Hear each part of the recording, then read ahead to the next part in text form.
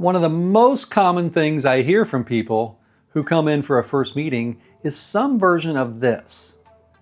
I wish somebody had told me about this a long time ago.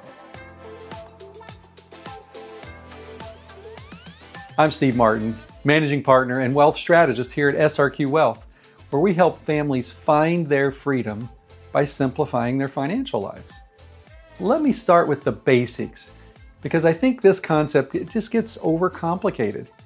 In most retirement accounts, say a traditional IRA or 401k, they're tax deferred. You haven't paid taxes on that money yet. The IRS is essentially a silent partner in that account, and at some point, they're going to collect, either through your withdrawals or through possibly required minimum distributions as you get older.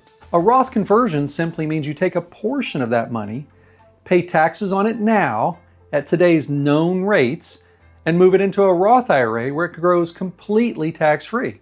No taxes on the gains going forward, no taxes on the qualified withdrawals in retirement, and no required minimum distributions forcing you to pull money out at age 73, whether you need it or not. You see, you're exchanging a known tax bill today for what could be a much larger one down the road. Now, whether that makes sense for you, it depends on your specific situation, but for many families, it's a conversation worth having. And here's where it gets interesting. The most effective time to consider a Roth conversion is generally when your income is temporarily lower than maybe it will be in the future, when tax rates are relatively favorable compared to what they might be later. For a lot of families I work with, one or both of these things may apply. Take, for example, a 55-year-old retiree. We may have no income until they start taking Social Security. That's a great time to do some Roth IRA planning, but I see it missed all the time. That said, everybody's situation is different. This isn't a one-size-fits-all strategy, but it's the kind of thing worth evaluating now rather than waiting till the picture becomes less favorable. It's something I want to be clear about because I think people assume this has to be a big, dramatic move. A Roth conversion strategy is almost never about converting it all at once.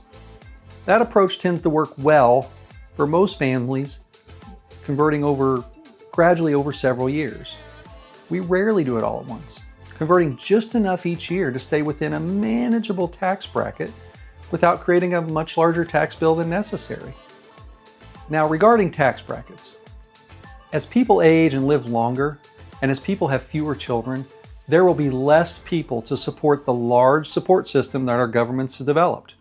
Personally, I think everybody's tax brackets will be going up in our lifetimes. The wealthy, the middle class, and yes, I think even lower income earners will get taxed more. This drives a lot of the planning strategies, especially at SRQ Wealth.